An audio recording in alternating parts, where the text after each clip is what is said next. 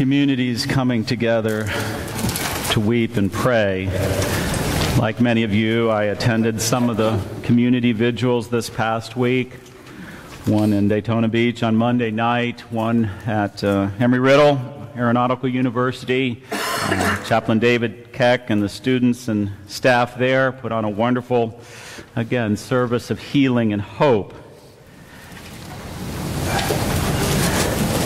It was good to see people coming together across lines of religion and race, daring to cross lines of politics and ideology, daring to cross lines of sexual orientation and differing life experiences. During those vigils, it felt almost like we were one. It felt almost like the words of the psalmist were about to come true. In those delicate moments, I heard and I offered my own prayers and words of lament. Why is it that as a society, we only come together when there's a tragedy?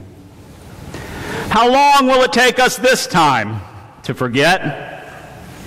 How long will it take us to forget the promises we made this past week? Promises of love and compassion. Promises of healing and hope. How long, O Lord, will it take us to forget our promises to love and care for all of God's children? How long will it take for our news feeds and social media pages to return to hurtful and hateful rhetoric?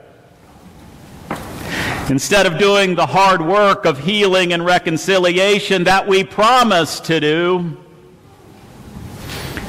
will we opt for simplistic answers to evil and hate in our midst? Answers that tend to justify our previously held false beliefs and false doctrine? This is where Micah challenges us this morning. Micah challenges all of our false beliefs and false doctrines. You are the ones, we are the ones who ought to know what is right, yet time and time again we choose what is wrong, hurtful and evil. If we've been coming to a Presbyterian church for 5 weeks or 50 years, and we do not know what it means to love God and love our neighbors, then something's wrong.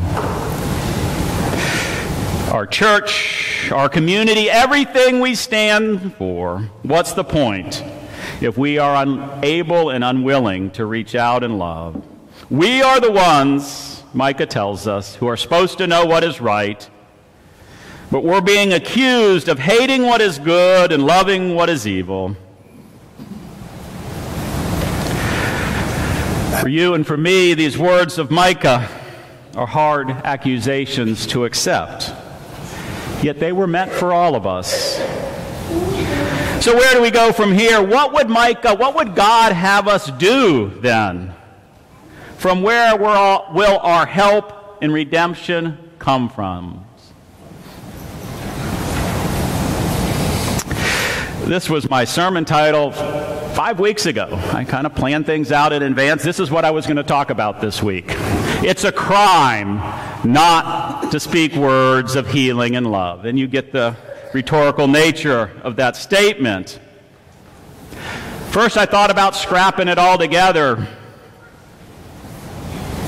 But the more I prayed and thought this week, the more I felt it was still appropriate. Maybe Micah's words are right on target for us, for our community, for our nation, and for our world this week. Perhaps this is God calling out to the church, calling to all people of faith to be brave enough to speak words of healing and love. You see, not only are we supposed to do what we were taught in kindergarten, right? If you can't say anything nice, then at least don't say anything at all. Not a bad start. But as people of faith, we're being called to find ways to speak words of healing and love in face of all false doctrine, all hatred, all evil and violence. And sometimes those words of healing and love are hard to come by, hard to find. But we need to do our best.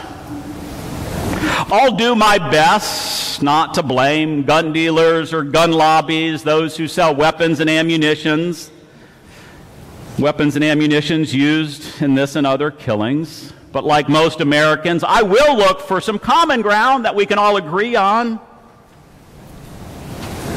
Can we at least find ways to keep military-style weapons out of the hands of the mentally unstable, radicalized American citizens plotting mass murders? Perhaps some simple changes to our gun or surveillance laws could have made a difference. I'm willing to have those conversations. Many of you know that I spent my own time in the military, believe it or not, in boot camp.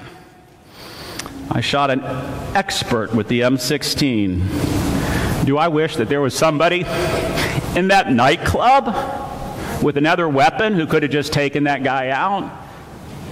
To be honest, I do. It had ended right there, but that's not the world we live in.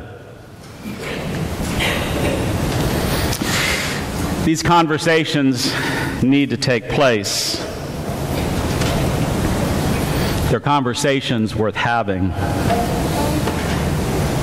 Speaking truth in love, overcoming our differences, we need to be willing to work together for a safer and more just society. I will not blame the religion of Islam or the world's 1.4 billion Muslims for this crime. On Monday night, I listened to Imam Bilal speak out against, with no uncertain terms, the hatred and violence. He told those in attendance that these horrific actions have no place in humanity. He read from the Quran, whoever kills one person, it is as if they have killed all of humanity.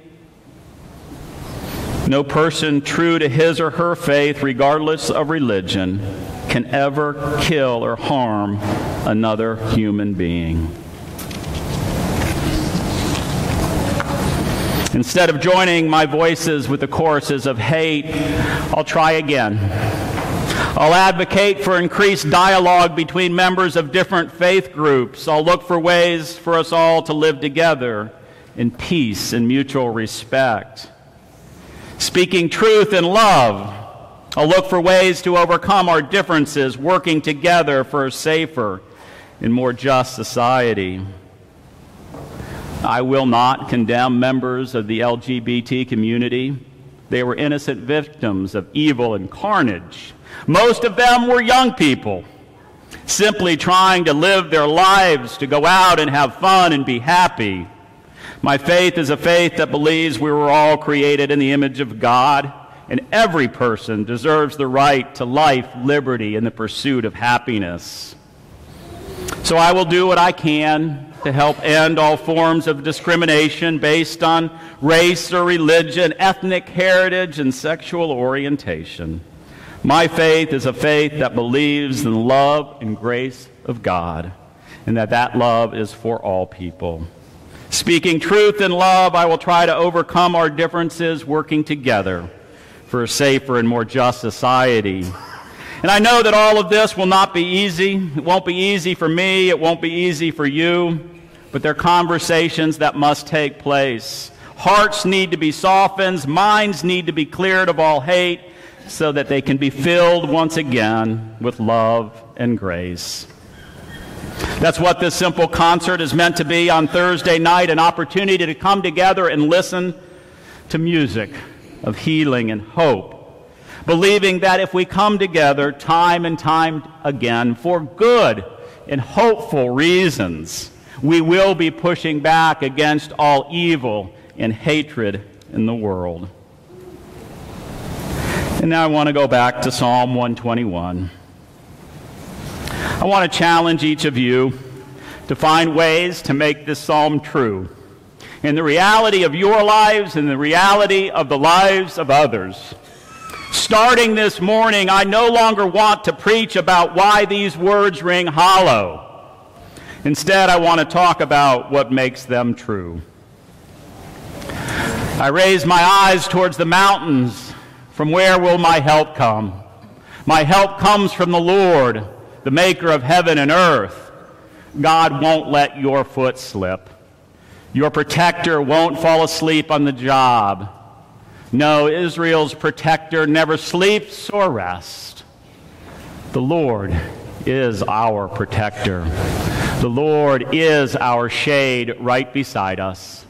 The sun won't strike you during the day, neither will the moon at night. The Lord will protect you from all evil.